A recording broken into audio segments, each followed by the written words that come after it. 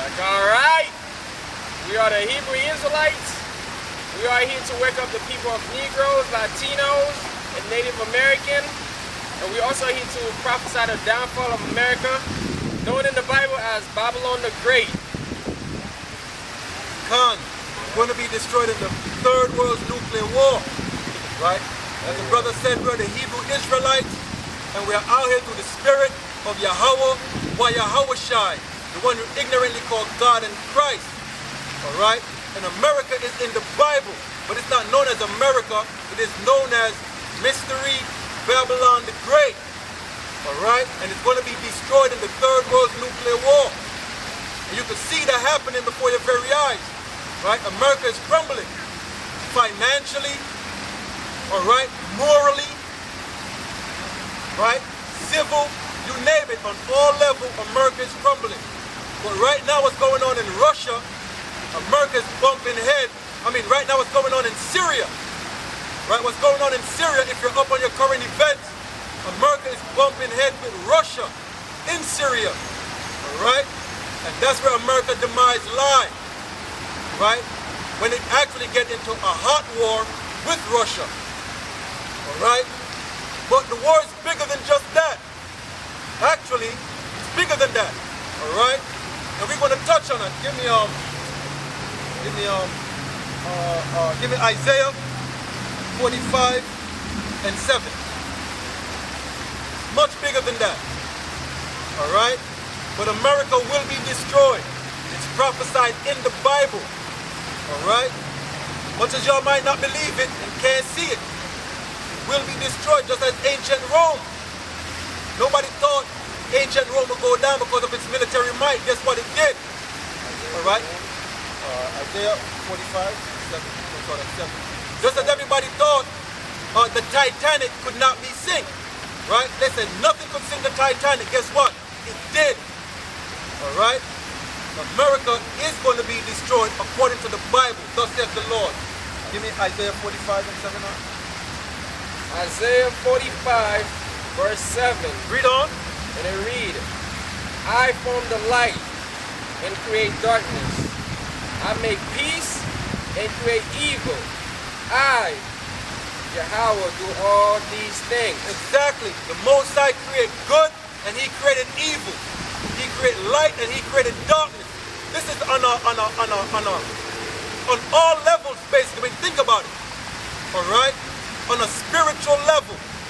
He created the one you ignorantly call Jesus Christ, and He created the other one you call Satan. Right? He literally created the light, which is the daytime, and He created darkness, which is nighttime.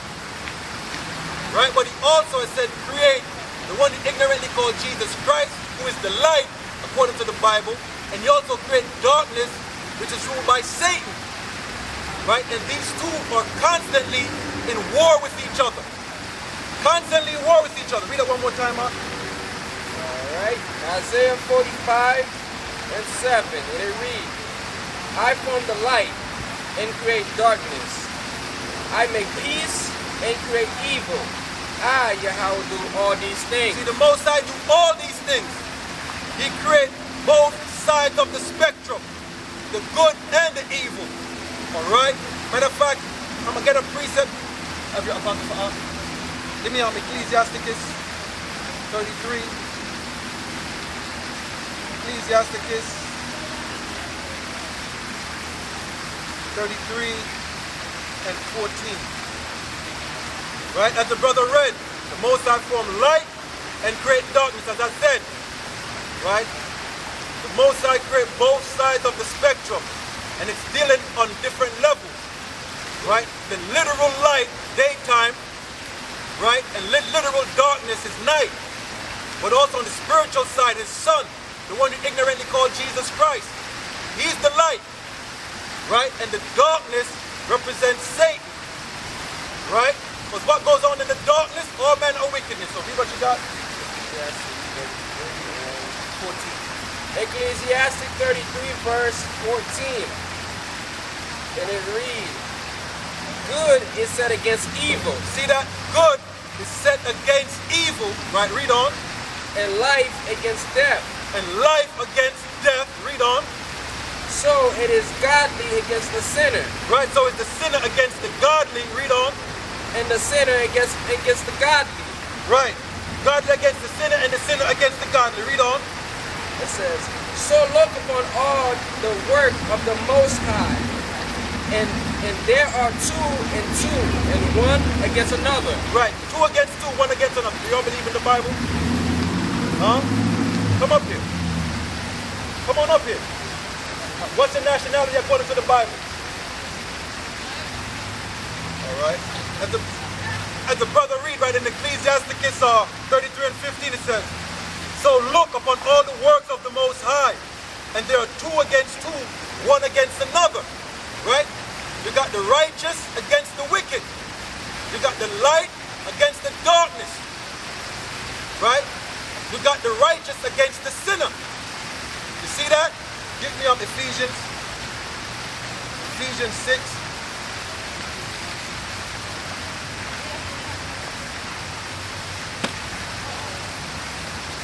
Ephesians 6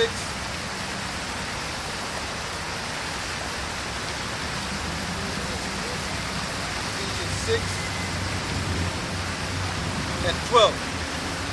Right? Because we know now there's two set against two, one against another. Right? And this is the battle that's going on right now as we speak. Right? This is the battle. Because even amongst our people, the Israelites, you have wicked amongst us. Right? And if they don't repent, they're going to be destroyed. You understand? Read what you got. Ephesians 6, verse 12, and it reads, for we wrestle not against flesh and bones, but against principalities. Read that again. For we wrestle not against flesh and bloods, but against principalities. Against principalities, right? That supernatural powers, demons. That's what that is, right? Read on. Against powers. Right, the ones in authority, right? Read on. Against the rulers of the darkness of this world. The ones who are pushing you in the state of mind that y'all are in, right? The ones that are keeping you dumbed down. Right, the one that's pushing the immorality, the alternative lifestyle, right? We're pushing that adultery, that YOLO, you only live once, right? That do as thou wilt, that Aleister Crowley spirit, right? The ones who are pushing that type of spirit going on. Why? That is wicked, that is darkness, right? Read on. Against spiritual wickedness in high places. Exactly. Against spiritual wickedness in high places. All right? Give me 2 Corinthians, the 10th chapter. So this is the nature of the battle. It is a spiritual battle going on. Right? It's not just a physical battle going on. It's not just a physical battle. It's also a spiritual battle going on.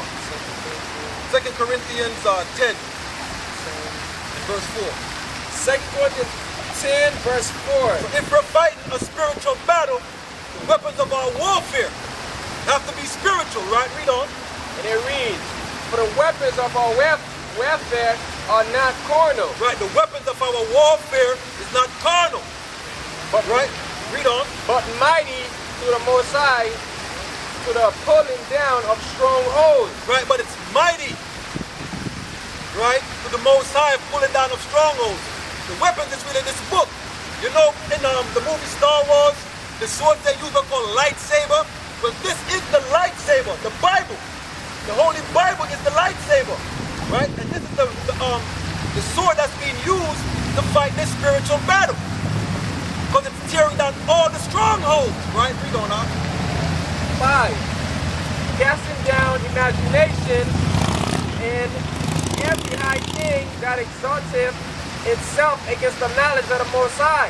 Exactly, right? It's casting down all imaginations, right? It's literally setting our people free, right? Free from that mental bondage. As I said in Isaiah 61, right? We're sent to open up the doors of the captives, right? Matter of fact, let me get that real quick. But this is what it's doing. Isaiah 61. Isaiah 61 and 1.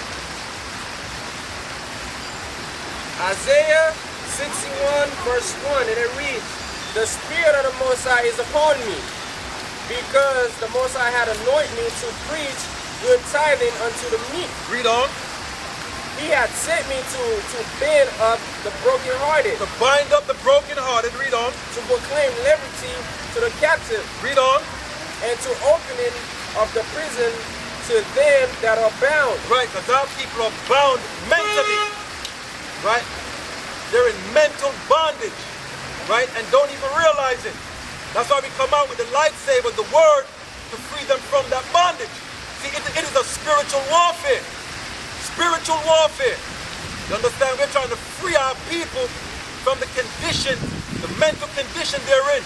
And the only way to do it is through this Bible. All right? Now give me like Ephesians.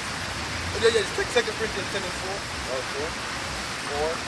Second Corinthians 10 and 4, and it reads, "For the weapon of our warfare are not carnal, Right, the weapons of our warfare is not carnal, but mighty to the Most High, to the pulling down of strongholds." Read on.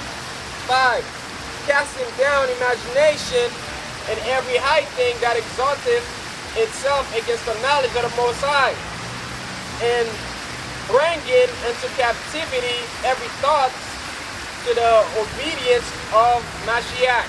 Right. You see that? So this Bible is what's going to free our people. Nothing else is going to do it. Right? The Bible, right? The word of the Lord is what's going to do it. Right? This is the weapons of our warfare. Why?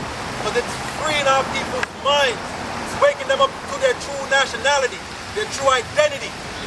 Right? It's waking them up to who their God is, to who their power is, who their forefathers are. All right? Give me out Ephesians 5 and 1. Because this is what we're supposed to do. This is what we're supposed to do. Right? So we're bringing all philosophies, doctrines on the bondage. Right? When we free our people. Right? Ephesians 5 and verse 1. 5 and 10. 5 and 1. 5 and 1.